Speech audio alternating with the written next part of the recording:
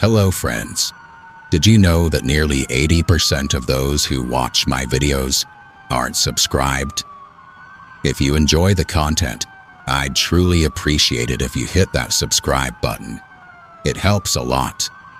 Also, don't forget to leave a like and share your thoughts in the comments. Your interaction not only supports the channel's growth, but also helps these stories reach more people. Thank you all for being here. By the way, where are you watching from? Let me know in the comments.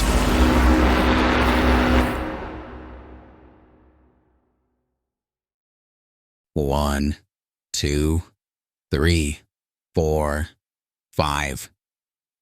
I was 15 when the game changed. The memory is etched into me, not like a scar, but like a ghost limb. Something I can still feel, cold and undeniable, even years later. It was a Friday night in early October, the kind where the air first starts to carry that crisp, leafy bite that promises bonfires and Halloween. A perfect, ordinary night. My parents were in the city for a weekend wedding, their absence leaving a cavernous silence in our 2-story suburban house that felt both liberating and, though I'd never admit it, a little unnerving. I'd invited over Eli, my best friend since we'd traded dinosaur cards in 2nd grade. He was my opposite in every way. Where I was quiet and prone to overthinking, Eli was all loud laughter and impulsive action. He was the engine of our adventures, and I was the one nervously checking the map. We were camped in the living room, a bowl of half-eaten, overly buttery popcorn between us on the couch. Some superhero movie was paused on the TV, the hero frozen mid-leap, casting a bluish glow across the dim room. The wind outside had picked up, whistling a low, tuneless song as it snaked through the eaves of our old house. "This is boring," Eli announced, breaking the comfortable silence. He tossed a piece of popcorn at me.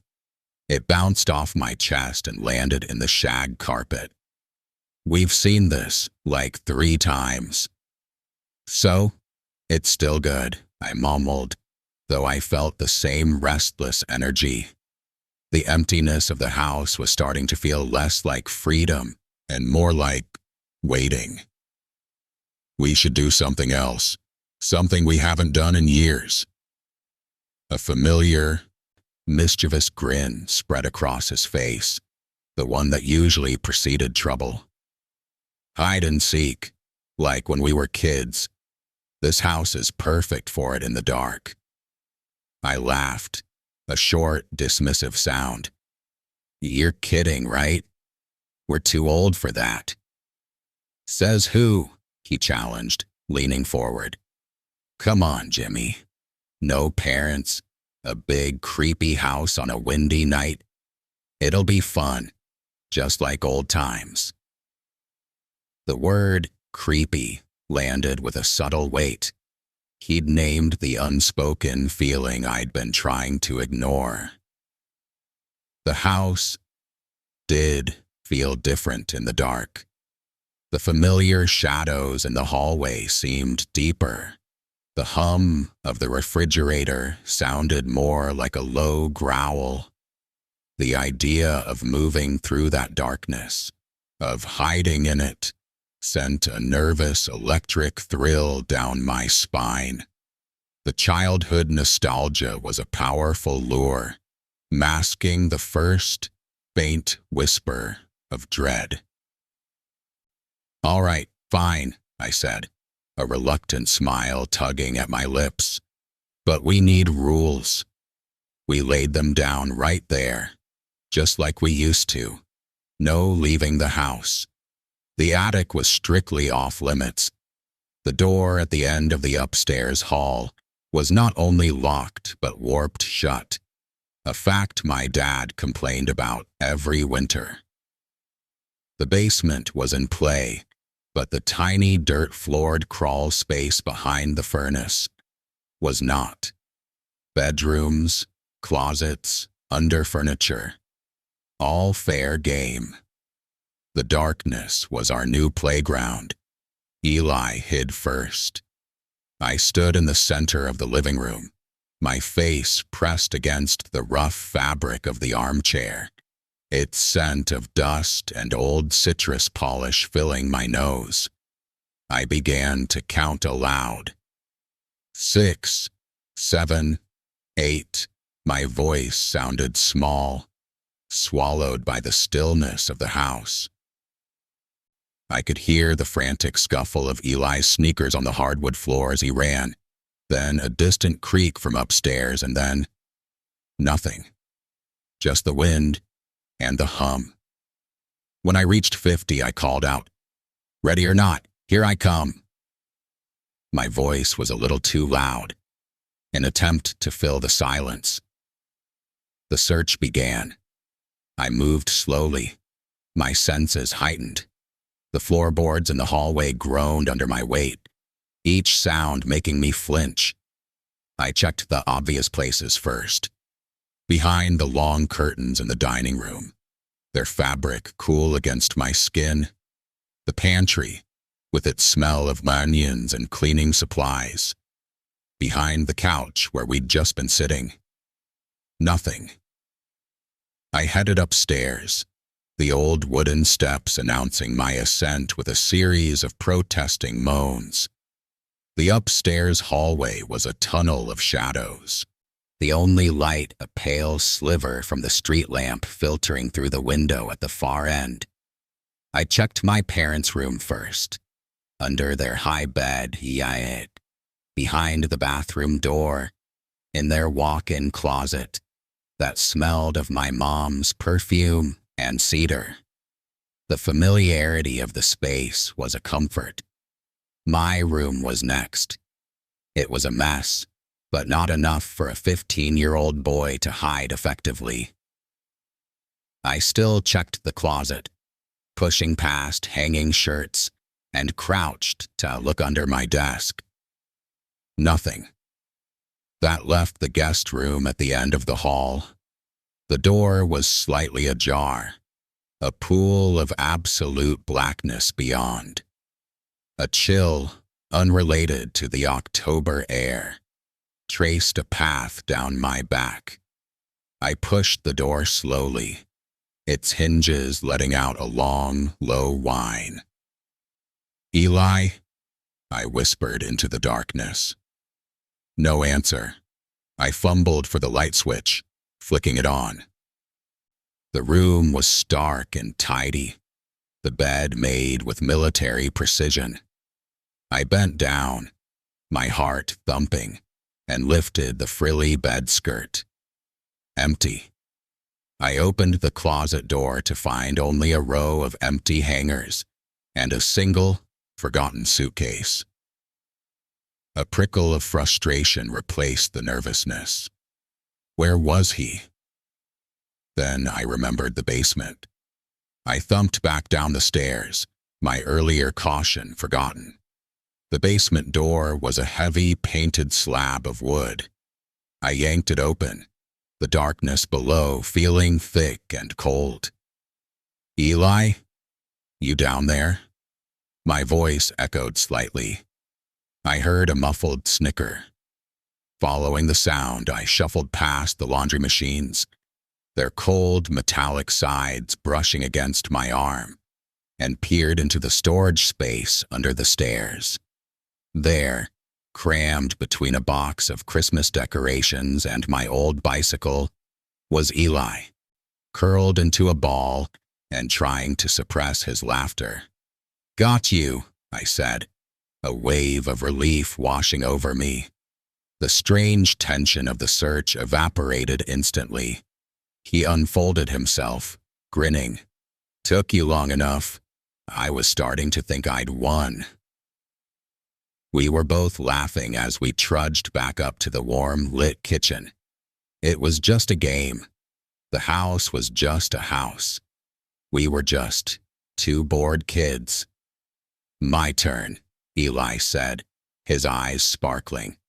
And I'm gonna find you fast.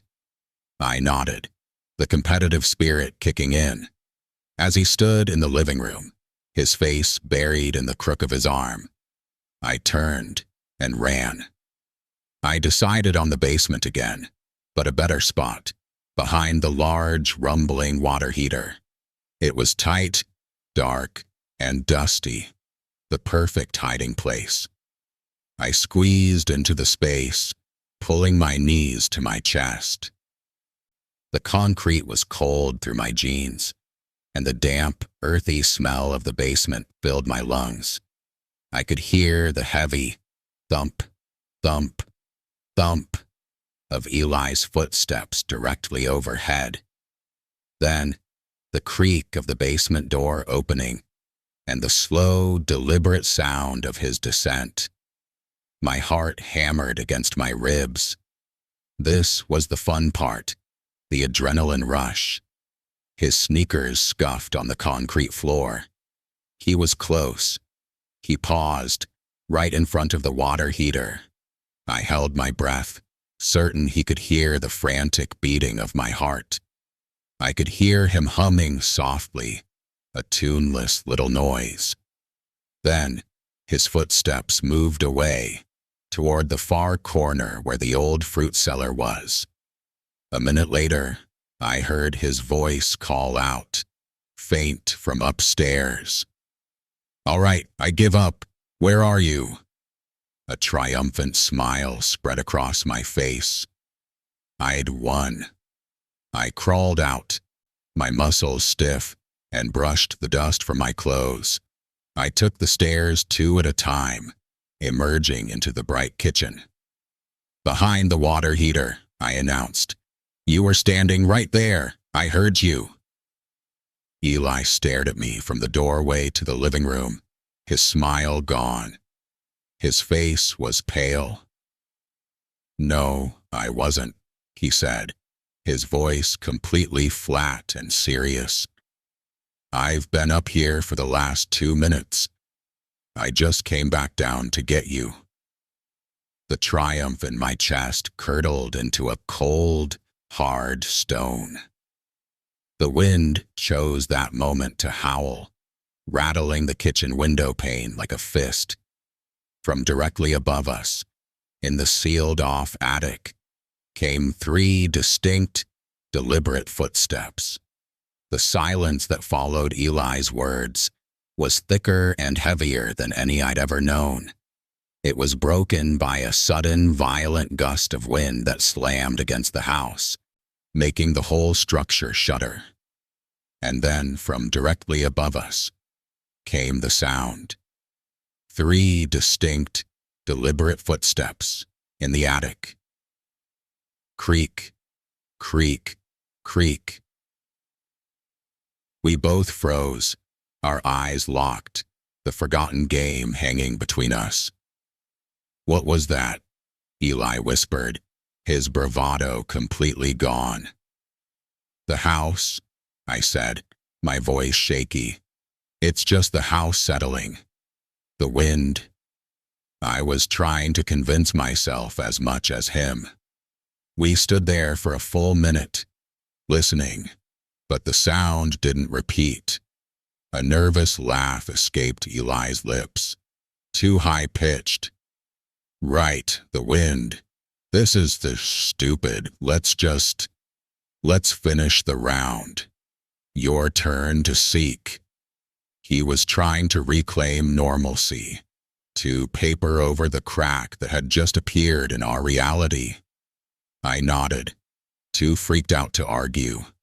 We needed the rules, the structure of the game, to ground us. "Okay," I agreed, my throat dry.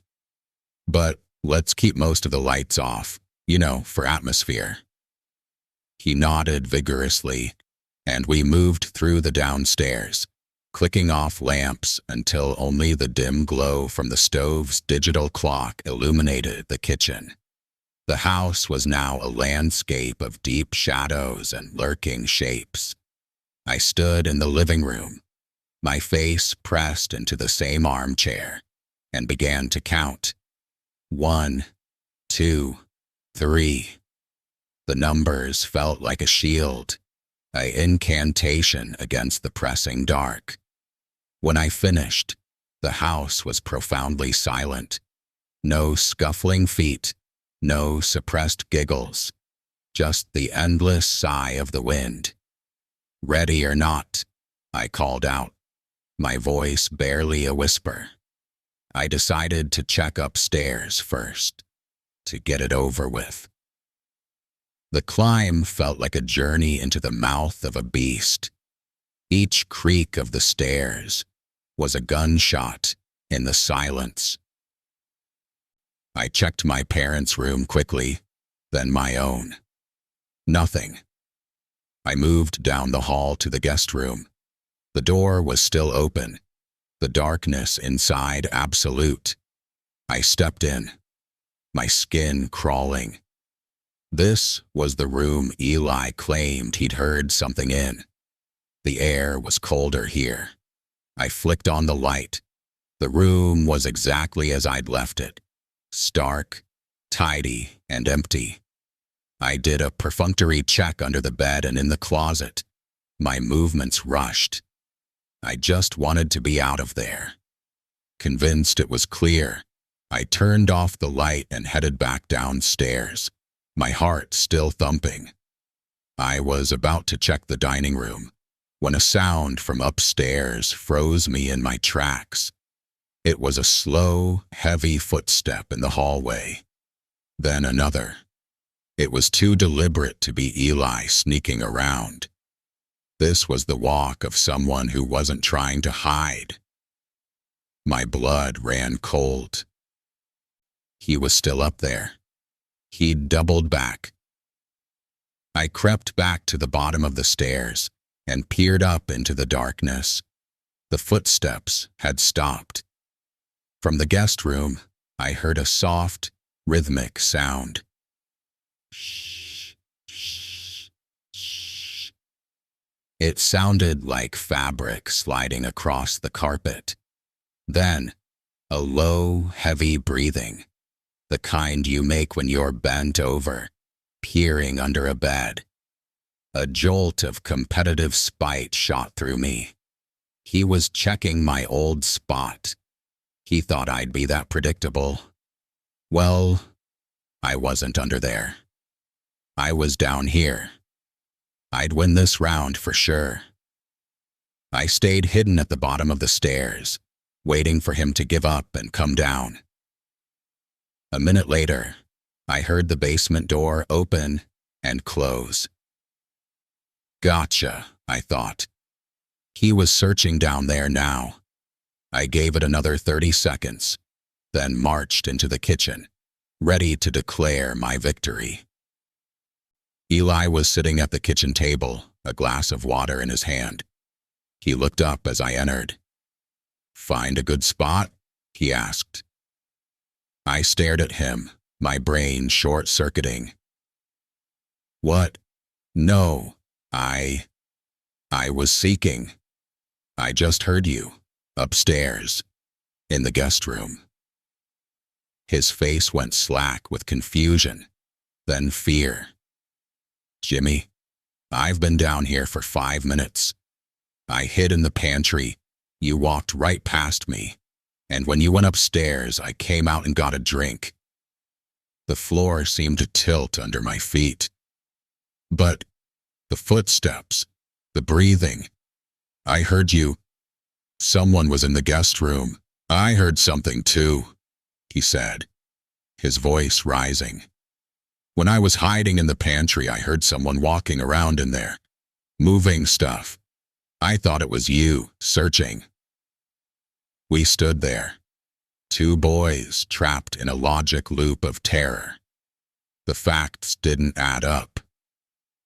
There was a third set of footsteps, a third presence in the house, moving between us, mimicking our game. As if on cue, a soft, timid knocking began. It wasn't loud or aggressive.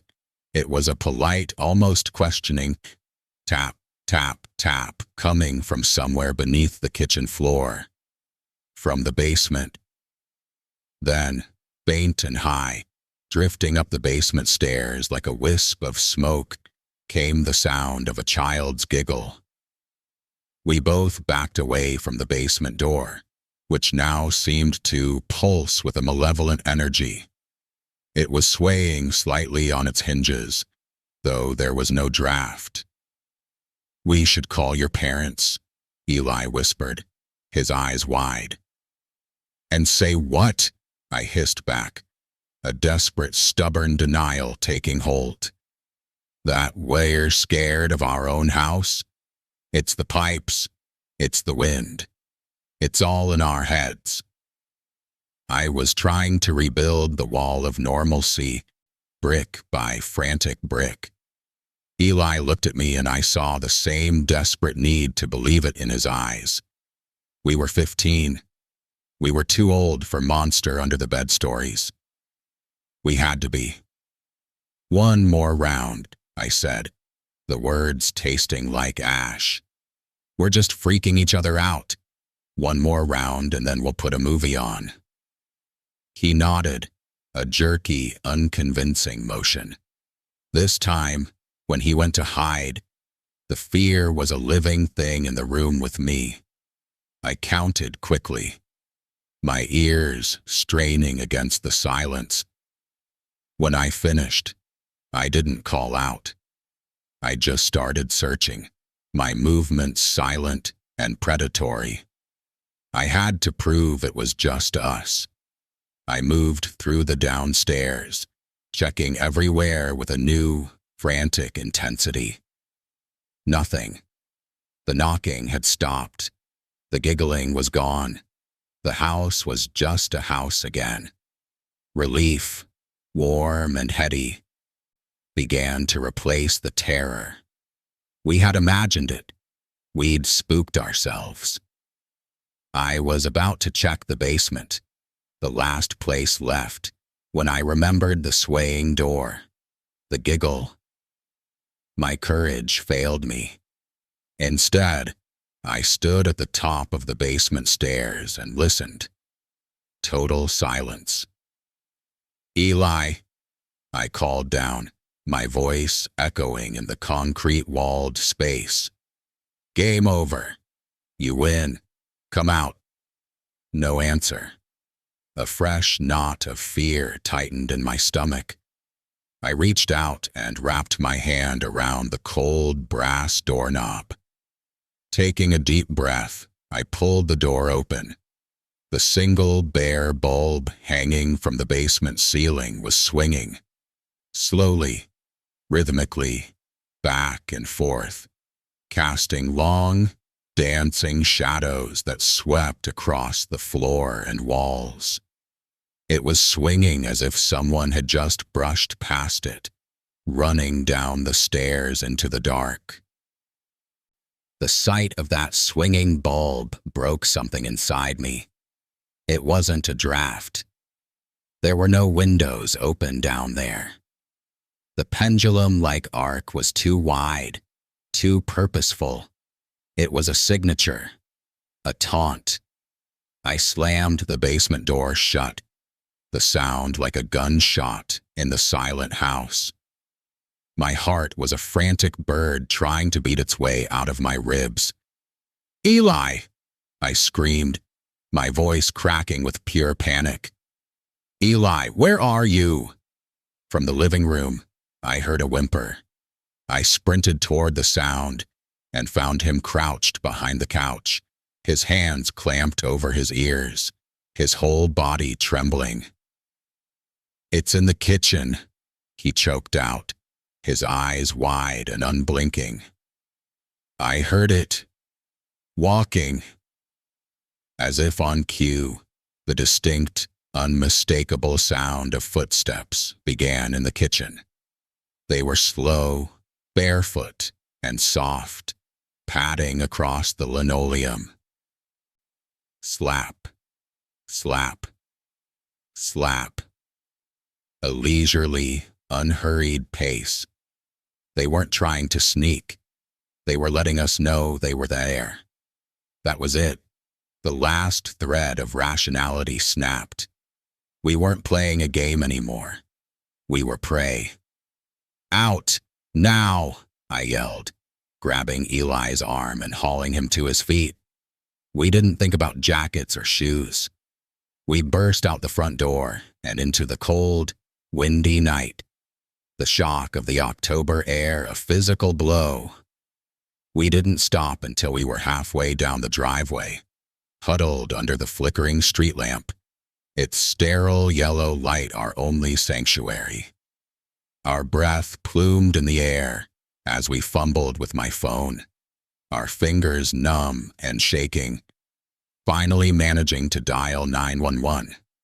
The two police officers who arrived were the picture of weary skepticism.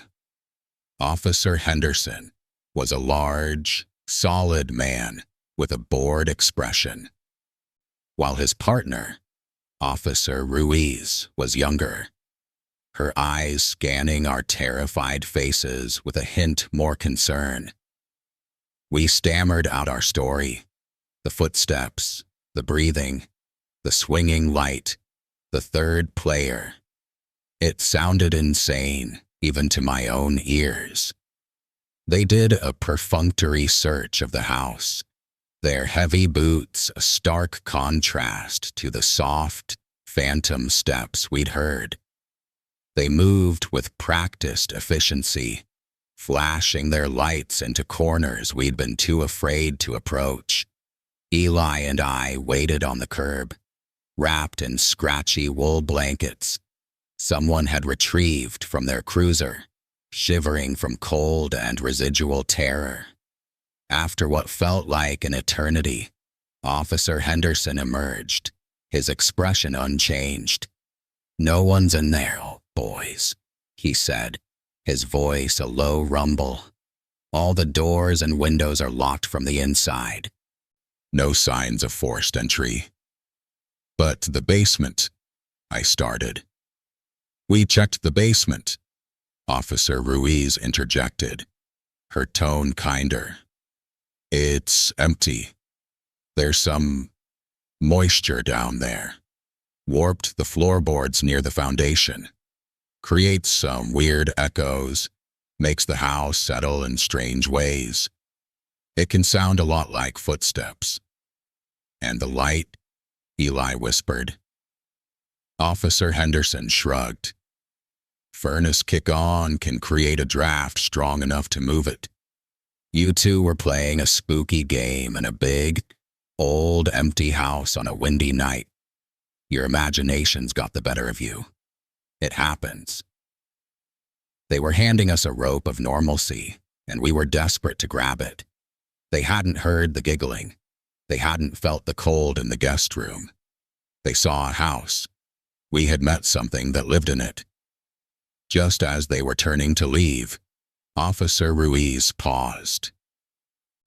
"One thing, though," she said, a slight frown on her face. "In the basement, near the stairs, and then again upstairs, leading to your bedroom closet, there are marks in the dust. Looks like small bare footprints. A fresh wave of ice water washed over me.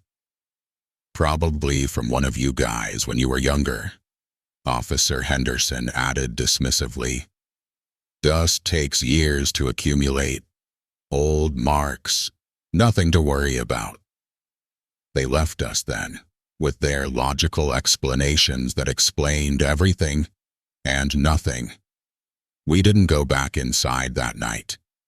Eli's parents came to get him, and I spent the night on their couch, staring at the ceiling, listening to every tiny sound. The next morning, in the harsh, honest light of day, I walked back into my house with my dad, who had returned early. The place felt different. It wasn't menacing anymore, just silent and watchful. The terror of the night before, felt like a fever dream. I went up to my room to change, my body aching with exhaustion. As I pulled a clean shirt from my drawer, something fluttered out and landed on the carpet. It was a small, crumpled piece of paper, the kind torn from a school notebook. My blood turned to slush in my veins. I bent down and picked it up, my hands trembling.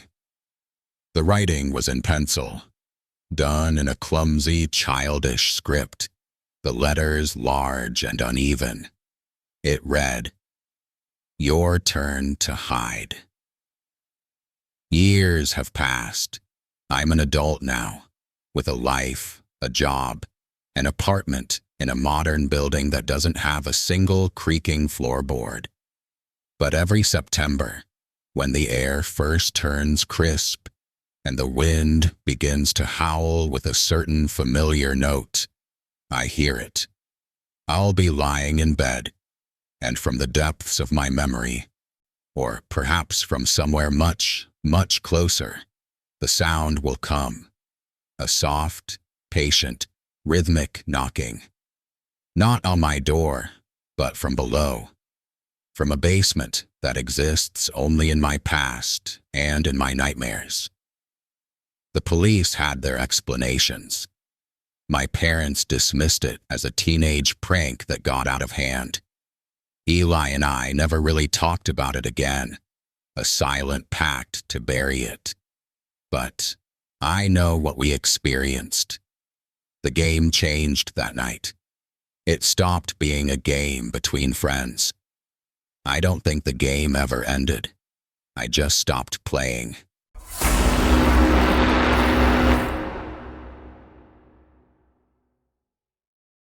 There's a particular kind of silence that only exists in the deep woods at night. It's not a true silence, but a layered one. A symphony of crickets, the rustle of unseen things in the undergrowth, the sigh of the wind through a million pine needles. It's a silence that listens back. And that summer, it was listening to us. We were all back. For the first time since high school graduation scattered us to colleges and jobs, all 5 of us were together at Laura's family farmhouse. The old place, with its wraparound porch and smell of sun-warmed wood, was a time capsule. We were different people now. Laura, the pragmatic future engineer; Ben, the quiet artist; Tyrese, the charismatic business major; Chloe, the bubbly psychology student; and me, Owen, just trying to figure it out. But out there, on the edge of those woods that had been our childhood kingdom, the years melted away. The air was thick and warm, heavy with the scent of damp earth and wild honeysuckle. Fireflies pulsed like scattered embers in the gathering dusk. We were sprawled on a worn-out quilt, the remains of a barbecue between us, our laughter echoing into the trees. "Remember the fort of the fallen log?" Ben said, a rare smile on his face. "How could I forget? You fell through the roof and cried for an hour," Chloe teased, nudging him with her foot. "I did not cry.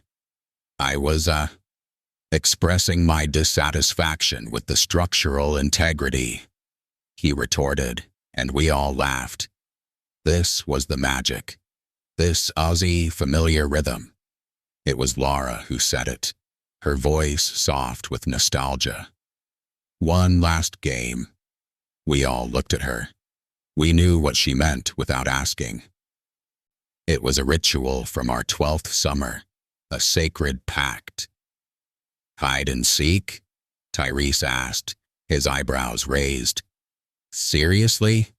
We're a little old for that, don't you think?" "That's exactly why," Laura said, her gaze sweeping over us. "One last time, for old time's sake, in the dark, just like we used to." A thrill, a mixture of childish excitement and something darker, more primal, went through the group. The woods were a friendly place by day. At night, they became a different world, a world of shifting shadows and imagined whispers. The challenge was irresistible. We agreed. The rules were the same as always. The boundaries were the old stone wall to the north and the creek to the east. No going further.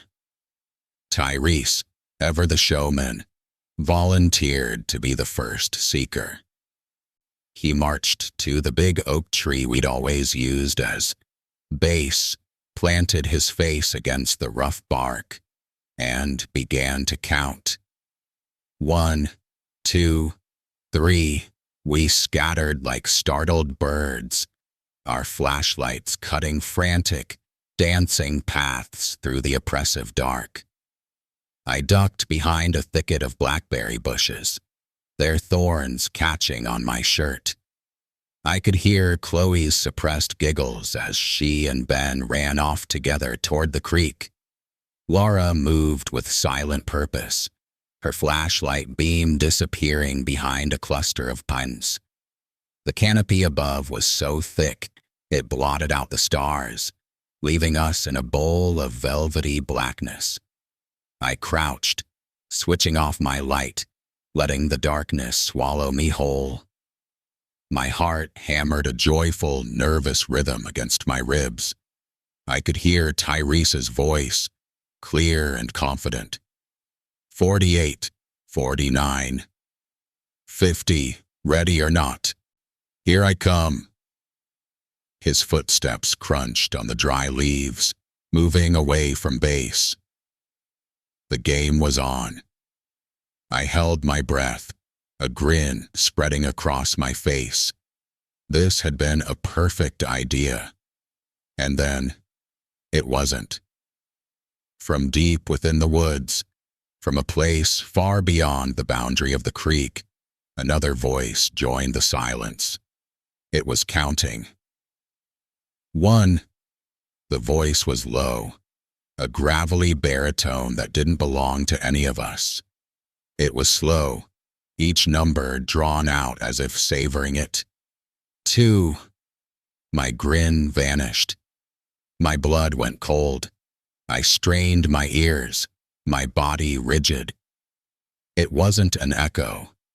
It was distinct, separate, and it was coming from the heart of the forest. 3, 4. I heard a sharp, startled gasp from somewhere to my left. Chloe. A curse from Ben. They heard it too. Tyrese's footsteps had stopped. Very funny, guys, he called out, his voice tight. Who is that? Owen. Ben, you jerk, is that you? The second voice continued, unhurried, unconcerned. 5, 6, it was moving. I could hear the faint crunch of footsteps accompanying the count, pacing a slow, deliberate circle around our hiding spots. It wasn't searching for us. It was corralling us. This isn't funny, Laura shouted from her hiding place, her voice trembling. The deep voice paused, as if considering her words. The crickets had fallen silent. The woods were holding their breath. Then it spoke again. Closer this time, so close the hair on my arm stood up. 7. The deep, alien voice saying 7 seemed to suck all the air from the woods. The playful darkness was now a suffocating blanket. The familiar symphony of crickets and frogs had cut out entirely, leaving a void of silence that was somehow louder than any noise. Okay, game over, Tyrese yelled from his position near the base tree. The bravado in his voice was thin, cracking at the edges. Seriously, who is that? This isn't funny anymore. No one answered him. No one dared.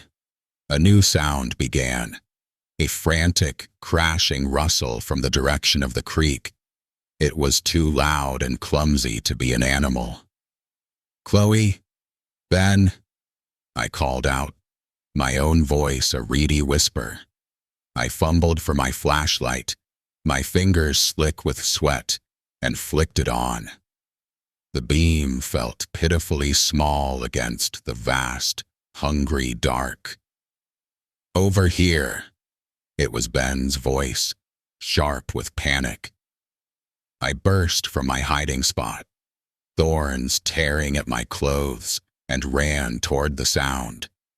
Laura emerged from behind her cluster of pines at the same time, her face a pale, terrified moon in the beam of her own light. We found Ben standing knee-deep in ferns, his arm around a sobbing Chloe.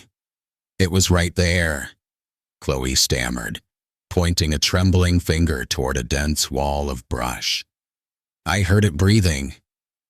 "Where's Owen?"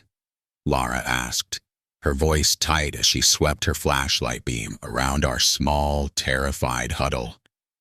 We were one short. "Owen!" Ben shouted, his voice cutting through the tense silence. "Owen, answer me." Nothing, only the oppressive, listening silence.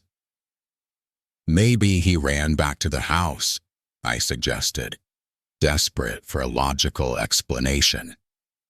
"Without saying anything? Without his light?" Laura countered, her flashlight beam dropping to the ground near a large, moss-covered log.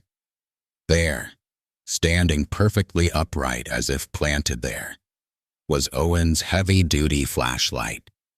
Its beam was on, pointing straight up into the canopy like a lone, silent beacon. It wasn't dropped. It was placed. A cold knot tightened in my stomach.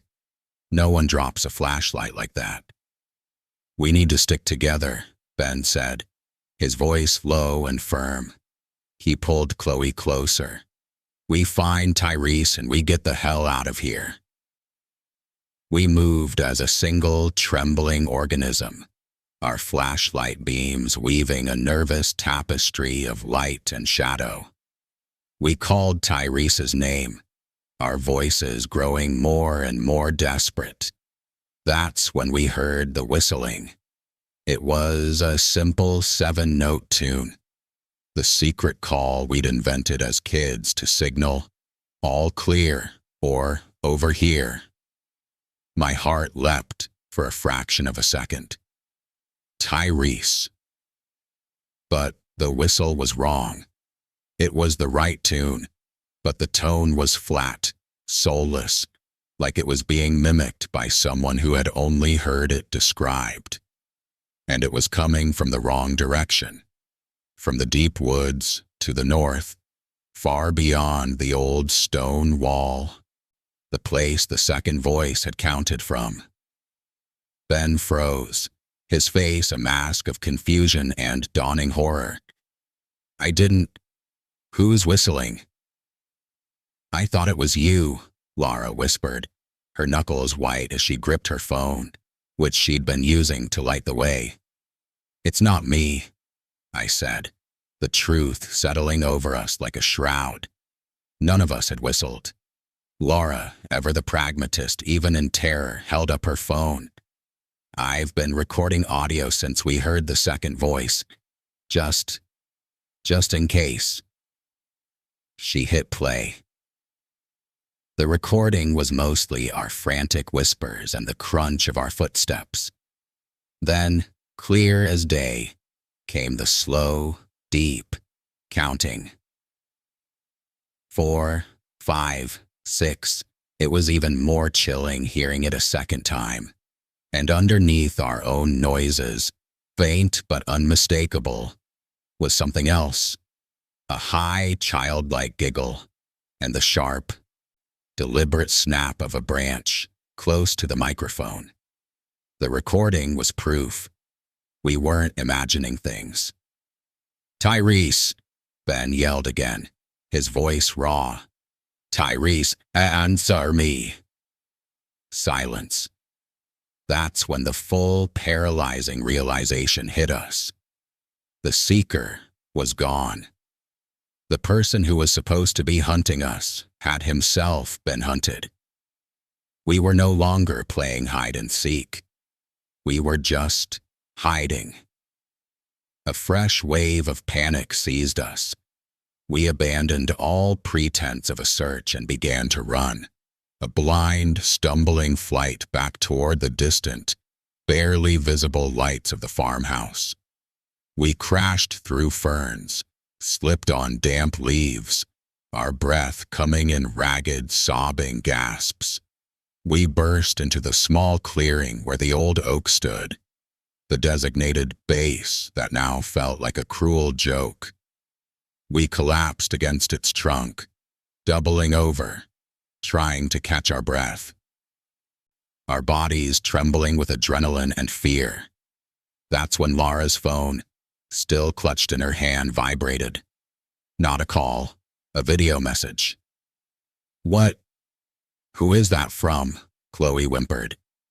"There's no service out here." Laura, her face pale and bewildered, stared at the screen. It's from an unknown number." With a trembling thumb, she tapped the screen to play it. The video was dark, shaky, and filmed in night vision mode, casting the world in a ghostly green hue. It showed 4 figures running through the woods, their movements frantic and terrified. It was us. It was this moment, just seconds ago. The camera was low to the ground, tracking us from behind, weaving through the same trees we had just passed. The person holding the camera was following us. They had been right behind us the entire time we were running for our lives. The video panned slightly, zooming in on the back of Laura's head, then swung to focus on a thicket where I had hidden at the very start of the game. The camera lingered there, as if the person filming knew, with intimate certainty, every place we had chosen to hide. The video ended. We stood there, frozen in the clearing, the reality of our situation crashing down. This wasn't a prank. This wasn't our imagination. Someone, or something, was in these woods with us. It had joined our game. It had taken Owen and Tyrese. And it was documenting our terror, step by step, hiding spot by hiding spot. The silence after the video ended was the most profound sound I had ever heard. It was the silence of a predator watching its prey realize there is no escape. We were not just being chased, we were being studied. "Play it again," Ben whispered, his voice hoarse, slower. Laura's hands shook so violently she could barely operate her phone. She found the video, tapped the screen, and dragged the playback slider to the halfway point. The ghostly green images jerked back to life. There we were, 4 panicked figures crashing through the undergrowth. The camera, as before, tracked our movements from behind. "There," I choked out, pointing a trembling finger. "Pause it." Laura froze the frame. The image was grainy but clear enough. In the background, just at the edge of the night vision's range, stood a figure. It was tall and unnaturally still, a stark contrast to our frantic flight. It wasn't hiding. It was observing. And its face, it wasn't a face. It was a mask, crafted from a rough piece of tree bark, with knots for eyes and a gash of a mouth. Twine and vines were wound around it, holding it together and strapping it to the wearer's head. It was ancient and crude, a thing of the forest itself. The empty knotholes seemed to stare right through the screen, right into us. A collective, strangled gasp escaped our lips. Chloe let out a small, broken whimper and buried her face in Ben's shoulder. That image, the bark-masked sentinel standing silently in our wake, severed the last tether to our courage. We didn't scream. We didn't speak. A primal, unanimous instinct took over. We ran. We abandoned all direction, all thought, fueled by pure animal terror. We crashed through brambles that tore our skin, splashed through the icy creek without feeling the cold, our lungs burning. The woods, once a place of childhood wonder, had become a labyrinth of teeth. Every shadow was the figure. Every snap of a twig was its step. We didn't stop until the trees thinned and the first gray light of dawn stained the eastern sky. We stumbled out of the tree line and onto the manicured lawn of the farmhouse, collapsing on the dewy grass, our bodies heaving, our minds shattered. The police came. Search parties with dogs scoured the woods for days.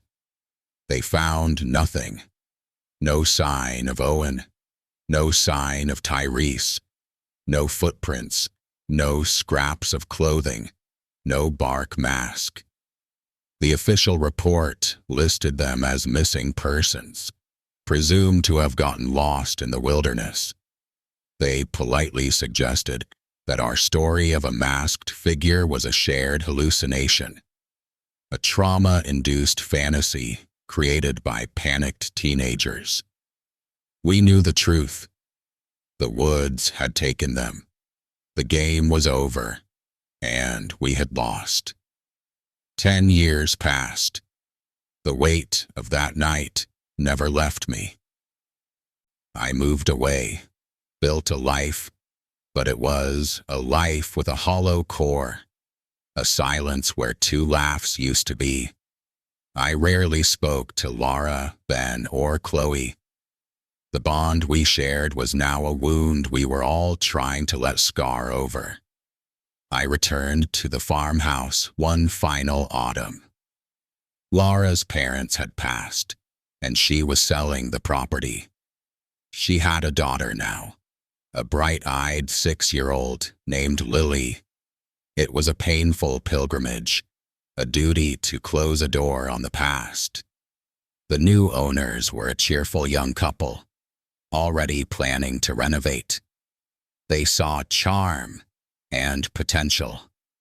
I saw ghosts.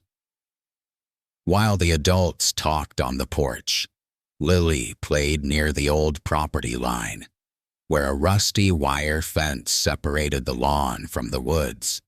She was digging in the soft black earth with a stick. "Mama, look," she called out, holding up a mud-caked object. "I found a treasure." Laura walked over, and I followed, a cold dread already coiling in my stomach.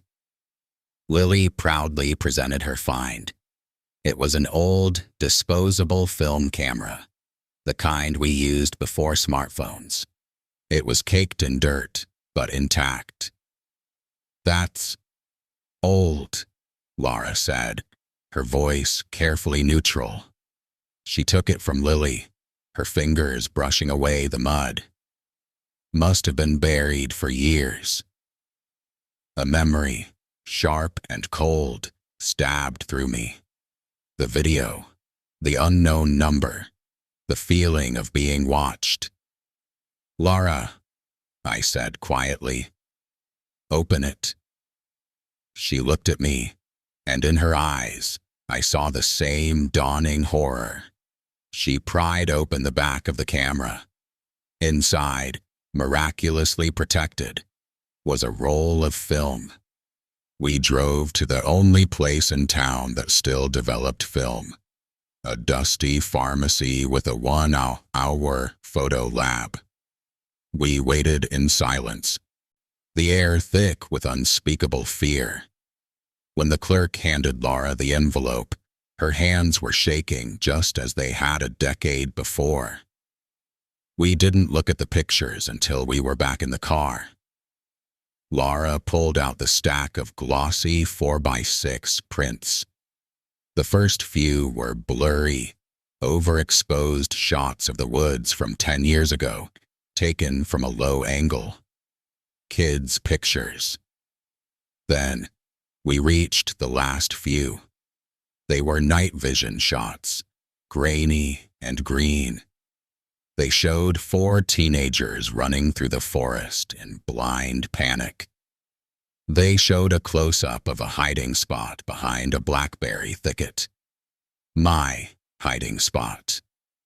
The final photo was a clear, chilling image of a tall figure standing motionless between the trees, its face a mask of bark and twine. Laura flipped the stack over. The development stamp was on the back. The date printed there was from exactly 10 years ago, the week we played the game. The camera that had filmed us, that had recorded our terror, had been buried in the ground the entire time we were being searched for. Waiting. I used to look into the dark spaces between the trees and think they were empty. I was wrong. Maybe the woods were never empty. Maybe we were just the temporary visitors, the fleeting players in a game whose rules we never understood. And maybe, somewhere in the deep, silent dark, something is still counting.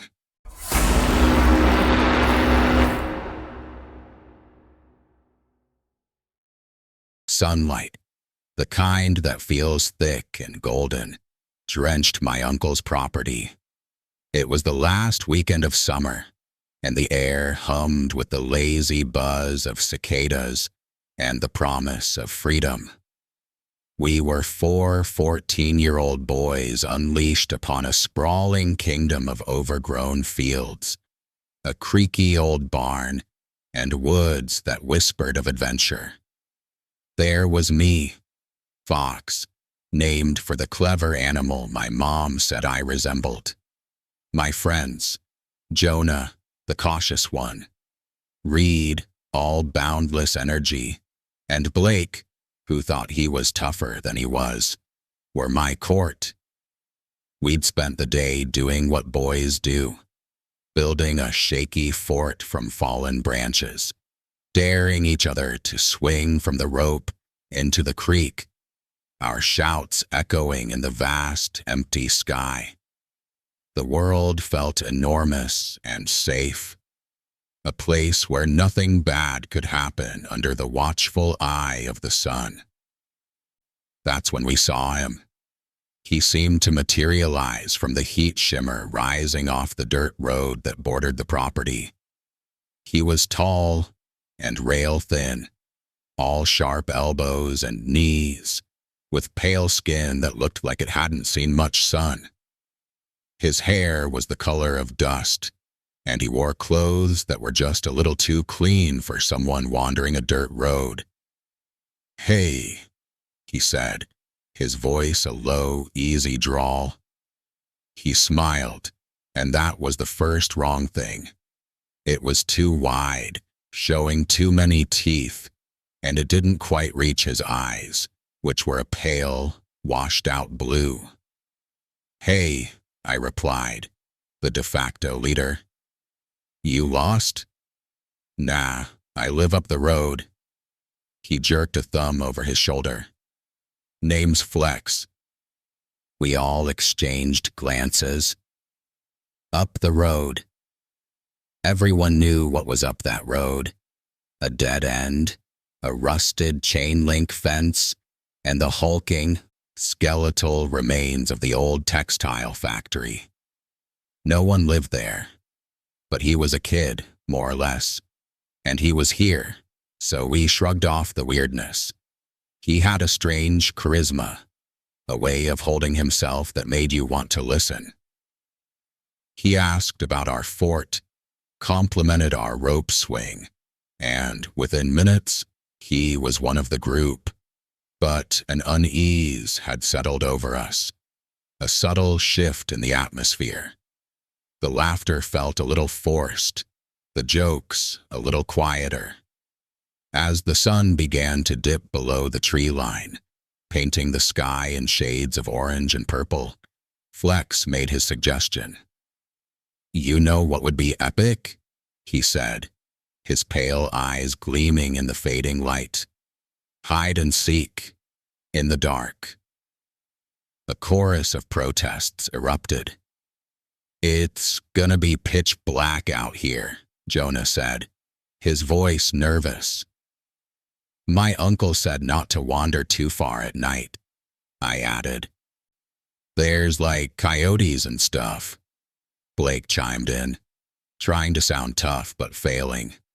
Flex's wide smile never wavered. "That's what makes it exciting. It's no fun if you can see who's looking. The dark makes it real."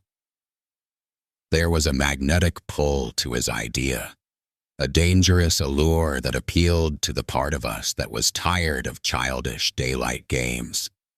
We were 14, on the cusp of something, and Flex felt like a guide to a more thrilling, grown-up world. Out of a combination of politeness and a creeping curiosity, we agreed. The last sliver of sun vanished, and true dark fell. The rural night wasn't just an absence of light. It was a presence. It was heavy and complete, broken only by the weak beam of our flashlights and a sliver of a moon. The familiar fields and woods transformed into a landscape of lurking shapes and unknown depths. We decided the boundaries were the creek on one side and the dirt road on the other. The old barn was in play. Flex, of course, volunteered to seek first.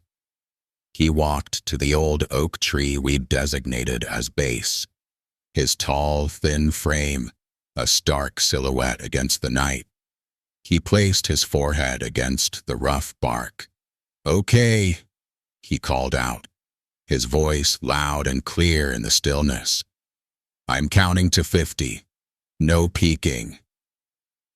We scattered into the darkness, our flashlight beams jerking wildly. I ducked behind the tractor my uncle kept parked near the barn, its cold metal a comfort against my back. I could hear Reed and Blake whispering as they ran toward the creek, and Jonah's frantic footsteps heading for the tall grass by the road. Then Flex began to count. 1, 2, 3. His voice was normal at first. But by the time he reached 10, something was wrong. It began to echo. Not the natural echo of sound bouncing off the barn. This was different. It was like two people were counting in perfect unison, their voices layered perfectly, one slightly overlapping the other. A primary voice and a shadow voice. 15, 16. The overlapping count sent a jolt of primal fear through me. It was a sound that shouldn't exist, a violation of natural law. I pressed myself harder against the tractor, my heart hammering against my ribs. This wasn't exciting anymore. This was wrong. The counting continued, the two voices weaving together into a single, dissonant chant that seemed to come from everywhere at once, filling the vast, dark space around us. 23, 24, I squeezed my eyes shut, as if that could block out the sound. But it was inside my head, crawling under my skin. Flex was still counting, his voice, or voices, rising in volume, no longer just announcing numbers but proclaiming them, a ritualistic call into the hungry dark.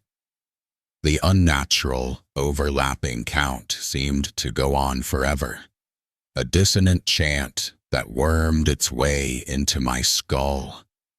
When it finally stopped, the silence that followed was somehow more terrifying.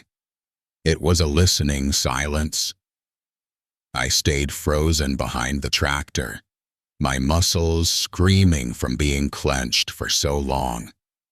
I could hear the frantic, muffled breathing of one of my friends. Jonah, I thought, hiding somewhere in the tall grass nearby. We waited. A minute stretched into 2.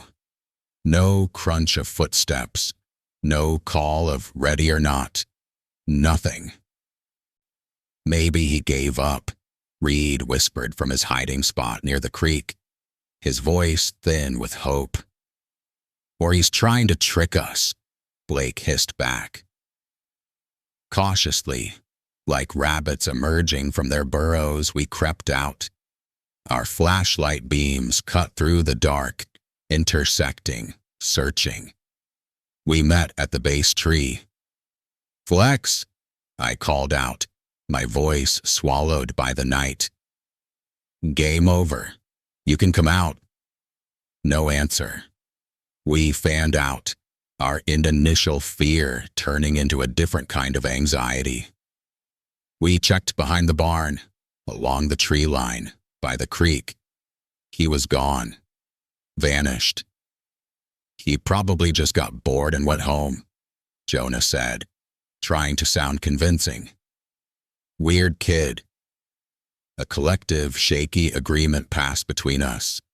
It was the easiest explanation, the one that let us cling to a shred of normalcy. We were all spooked, and the game was ruined. We decided to call it a night and head back to the cabin. As we trudged across the field, I patted my pockets. My phone was gone. I must have dropped it when I was running. I'll catch up, I told the others, dropped my phone by the barn. They didn't argue, eager to get inside.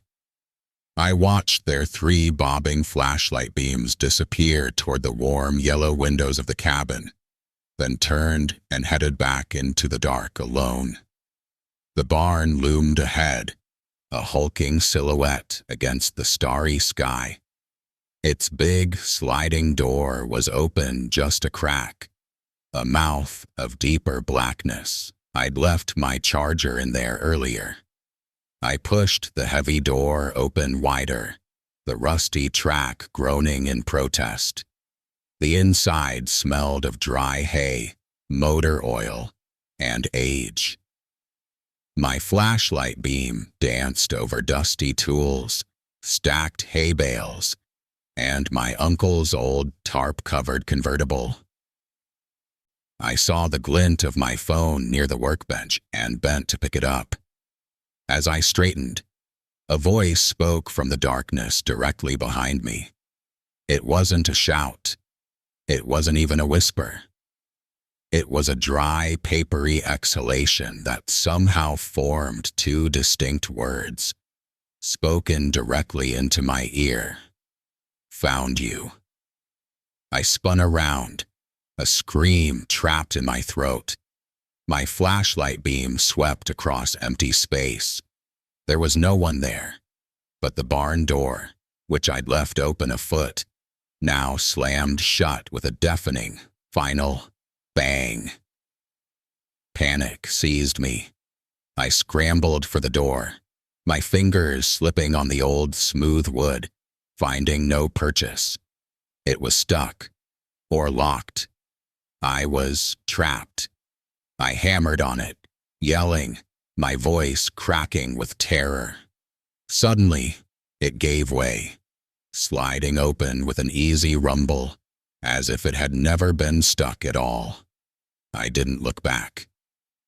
I burst out into the night and ran, my heart trying to beat its way out of my chest, not stopping until I slammed the cabin door shut behind me and threw the deadbolt. My friends were already on the couch, wrapped in blankets, the TV on for comfort. They looked at my pale, sweating face. "Told you it was spooky out there," Blake said with a weak smirk. I just shook my head, unable to speak. As I leaned against the door, trying to calm my breathing, something fell from my jacket pocket and fluttered to the floor. I hadn't put anything in my pocket. It was a square, thick piece of paper, a photograph. It was a Polaroid, faded and tinged with yellow. The style was old. It showed a group of 4 boys, about our age, standing in this very yard, squinting in the sun.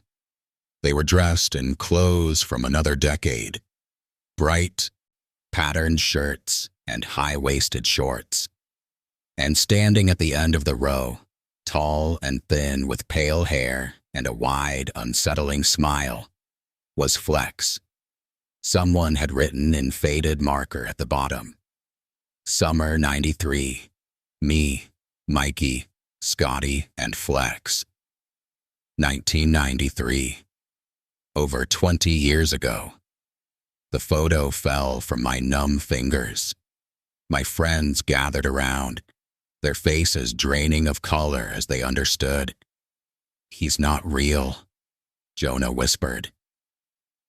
Later that night, long after my uncle had gone to bed and we were trying to sleep on the floor of the living room, we heard it.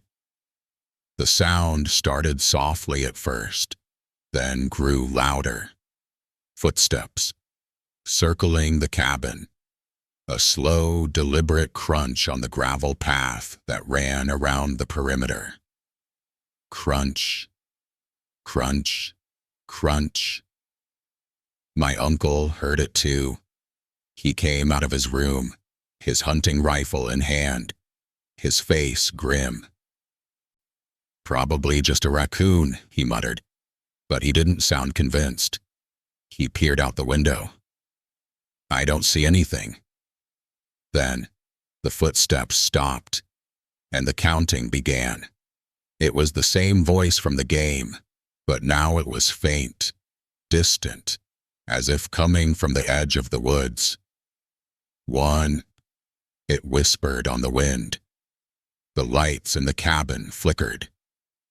2, another flicker, longer this time, plunging us into near darkness before sputtering back on. 3, the number hung in the air.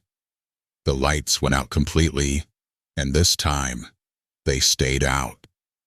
The hum of the refrigerator died. The world was plunged into an absolute, profound silence. No wind, no crickets, nothing. We sat in the dark, huddled together, not daring to breathe, waiting for the next number. It never came. The silence was worse.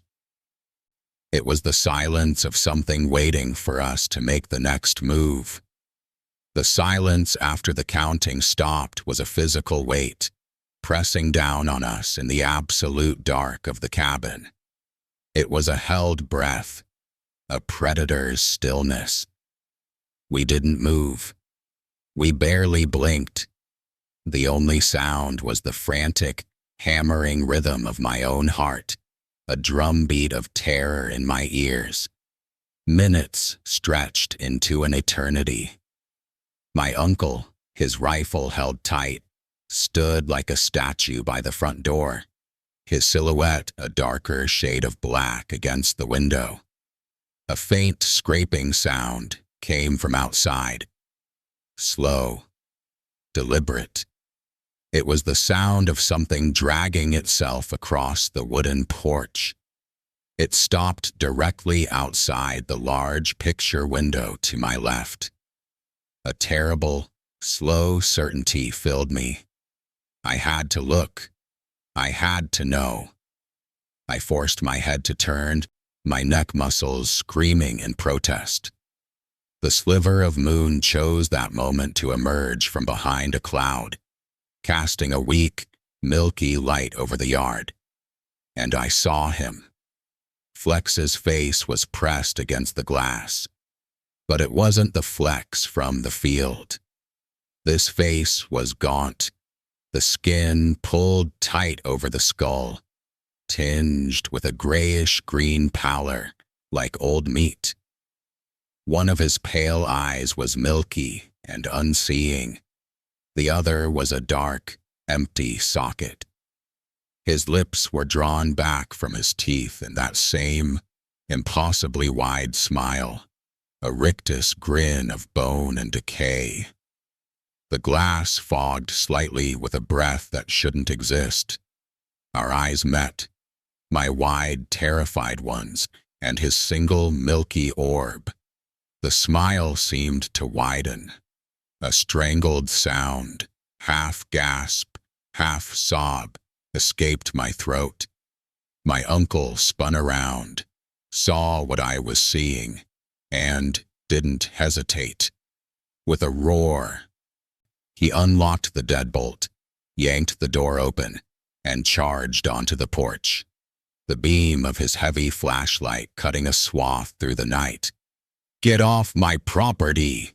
he bellowed, sweeping the light across the porch. There was nothing there, or where? Just the empty porch, the quiet night, and the lingering impression of that rotted face on the window pane, already fading. The rest of the night was a blur of sleepless terror. We stayed huddled in the living room, every light in the cabin blazing, until the sun finally, mercifully, rose. The next morning, the world looked deceptively normal.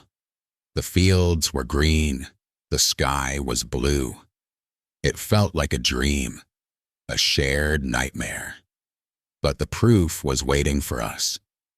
My uncle found it first, half buried in the soft dirt by the barn door, right where I'd fled the night before. He called me over, his face grim. It was a mask, but not the bark and twine horror from the woods. This was different. It was made of smooth, white porcelain, crafted into the serene, smiling face of a young child. It was beautiful, in a chilling, soulless way. But it was old. A long, jagged crack ran from the temple down to the chin, and it was caked with the dark, rich earth it had been buried in. It felt ancient. It felt like a grave offering. We left that afternoon. We never spent the night there again. Years have passed. I'm an adult now, with a life that tries its best to be normal. But some things stick with you. My uncle is gone now, and the property passed to me. I can't bring myself to sell it. It feels like abandoning a post, like leaving a door unlocked that should never be opened. I go back sometimes, only in the bright, unforgiving light of day, to check on the place. The cabin is quieter now, emptier. But the woods are never quiet. Every single time, without fail, if I stand at the edge of the tree line and listen, I hear it, faint, drifting on the breeze, woven into the rustle of the leaves. Counting. It's never loud. It's just a whisper, the ghost of a numbers game. 1, 2, 3. Sometimes it's the slow, deep voice. Sometimes it's the strange, overlapping echo. Once, I even heard the high, childish giggle. Last year, I went back with a digital recorder, a stupid, desperate attempt to prove to myself that I wasn't crazy. I held it up at the edge of the woods for 10 minutes, capturing nothing but wind and birds. Disappointed, I got in my car to leave. As I drove down the dirt road, I played the recording back, the speakers filling my car with the mundane sounds of a sunny day. And then, right at the end, just as I was about to turn it off, I heard it. Under the rustle of a sudden gust of wind, there was a voice. It wasn't the deep voice. It wasn't Flex's voice. It was younger, higher, tight with a fear I remembered all too well. It was my voice, my own 14-year-old voice whispering 4 terrified words into the dark from a lifetime ago. Ready or not. I had to pull the car over, my hands shaking too badly to drive. I hadn't spoken those words that day. I'd been hiding, silent. The recorder had picked up something else, an echo not of sound but of event, a moment of terror, trapped in those woods, replaying forever. I looked back at the property in my rearview mirror, the cabin small and distant. I finally understood. Flex wasn't a boy. He was part of the game itself, a permanent seeker, a player who never leaves. He's still out there, and he's still counting. Maybe the game never ends. It doesn't need a winner or a loser. It just needs players. And when one round finishes, the woods don't forget.